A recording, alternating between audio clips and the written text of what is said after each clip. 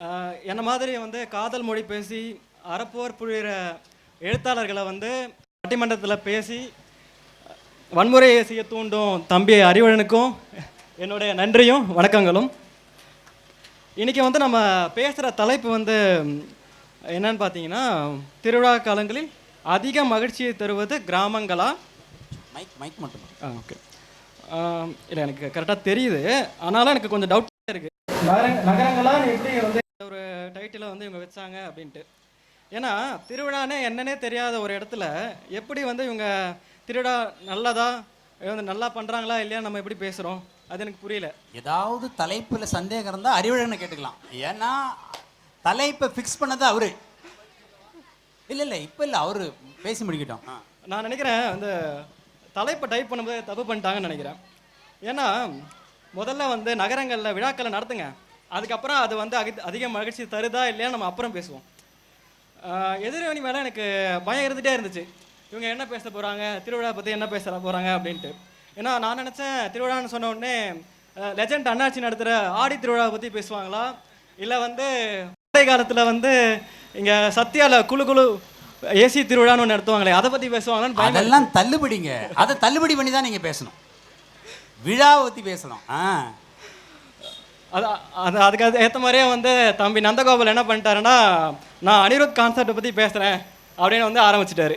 இது எப்படி இருக்குன்னா, இந்த கார்ப்பரேட் ஆஃபீஸ்லலாம் வந்து இந்த பார்க்கிங் லாட் இருக்கும் இல்லையா, அங்கே வந்து இந்த பக்கம் 4 பேர் வேட்டையை கட்டிக்கிட்டு, அந்த பக்கம் 4 பேர் சேலையை கட்டிக்கிட்டு, இந்த தங்கப்பாரு லெமன் அந்த ஸ்பூனுன்னு சொல்லிட்டு திருவிழா நடத்துவாங்க. அவங்க ஒரு செல்ஃபி எடுத்து இன்ஸ்டாகிராமில் போட்டு ஹேஷ்டாக் திருவிழா அப்படின்னு வந்து அது திருவிழான்னு நினச்சிக்கிறாங்க. அது திருவிழா இல்லை தம்பி, அது வந்து திருவிழா கிடையாது. நீங்களாம் நினச்சிக்கிறீங்க, நகரத்தில் வாழ்கிறவங்க நீங்கள் திருவிழா நினச்சிக்கிறீங்க. எங்கள் நகரத்தில் லெமன் கிடைக்குது, ஸ்பூன் கிடைக்குது, அது ரெண்டுத்தையும் வச்சு நடத்துகிறாங்க. உங்கள் கிராமத்தில் காளை மாடு கிடைக்குது, ஆண்கள் இருக்காங்க, அதை வச்சு நீங்கள் ஜல்லிக்கட்டு நடத்துகிறீங்க. இருக்கிறத வச்சு தானே நடத்த முடியும் இல்லையா நந்தகோபால்?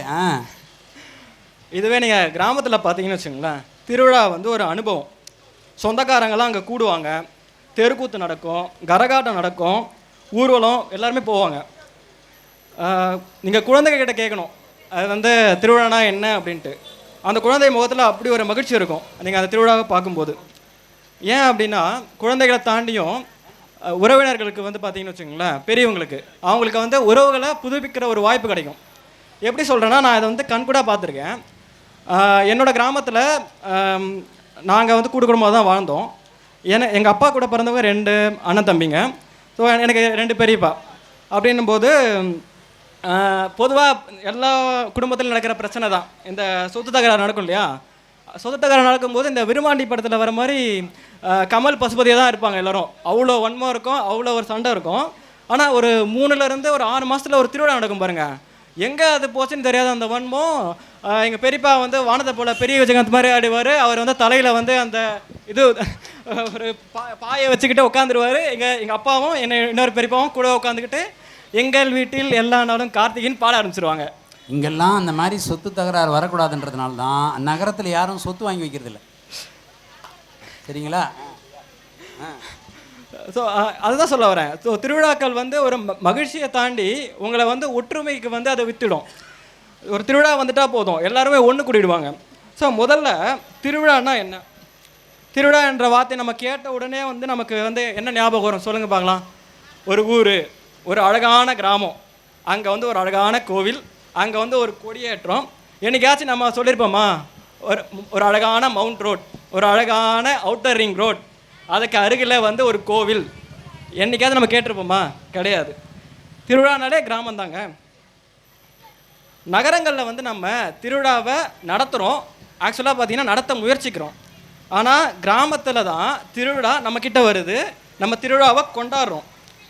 கிராமத்தில் வந்து பார்த்திங்கன்னா வீட்டிலேருந்து தெருவுக்கோ, தெருவிலேருந்து கோயிலுக்கு, கோயிலேருந்து ஒட்டுமொத்த ஊருக்கும் அது வந்து திருவிழாவாக மாறுது.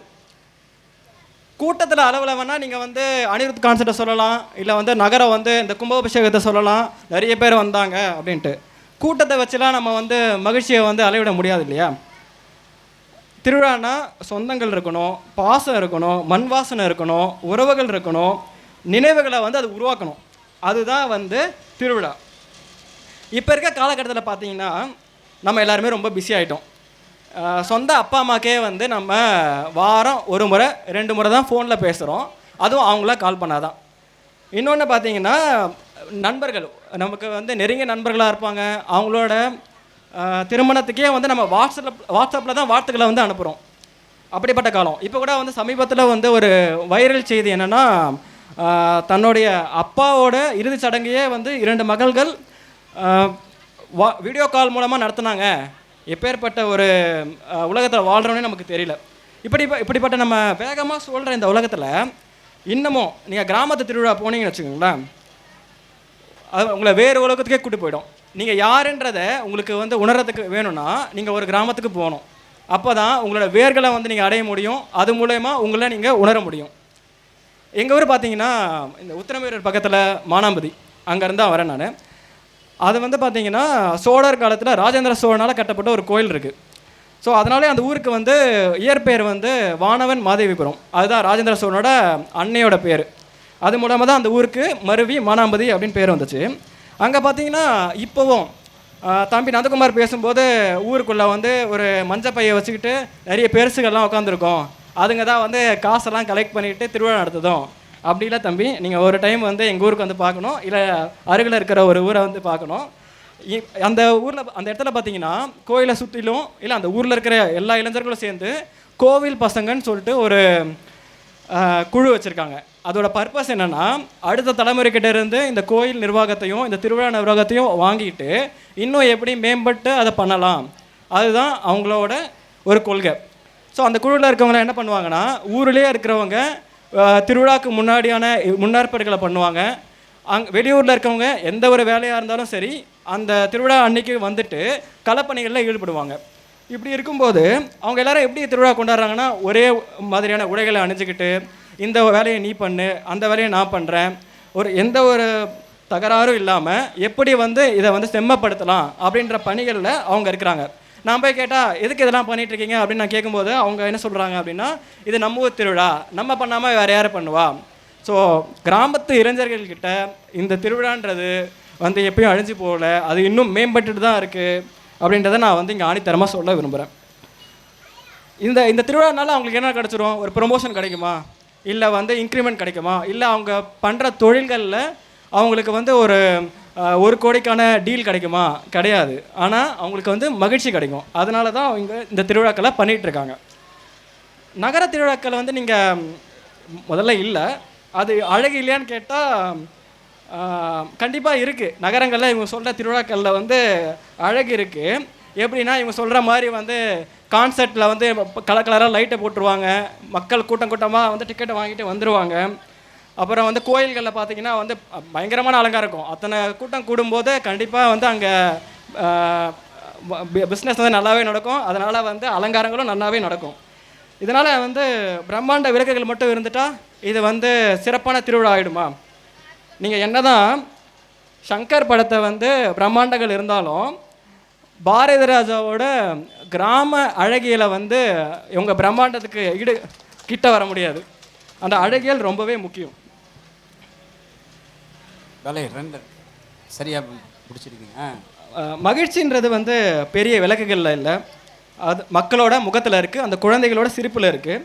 திருவிழான்றது பட்டாசு சத்தலத்தில் இல்லை, பல வருடங்களுக்கு பிறகு சந்திக்கிற உறவுகளோட குரலில் இருக்குது. நகரங்களோட பிரம்மாண்ட கொண்டாட்டங்கள் நம்ம ரசிக்கலாம், ஆனால் திருவிழாவை உணரணும்னா நீங்கள் கிராமத்துக்கு தான் வரணும். நான் இவங்களுக்கு எப்படி சொல்லி புரிய வைக்கிறதுன்னு தெரியல.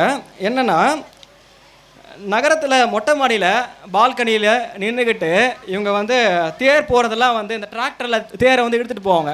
அதெல்லாம் பார்த்துட்டு நாங்களும் திருவிழா கொண்டாடுறோம் அப்படின்னு சொல்லிட்டு இருக்காங்க.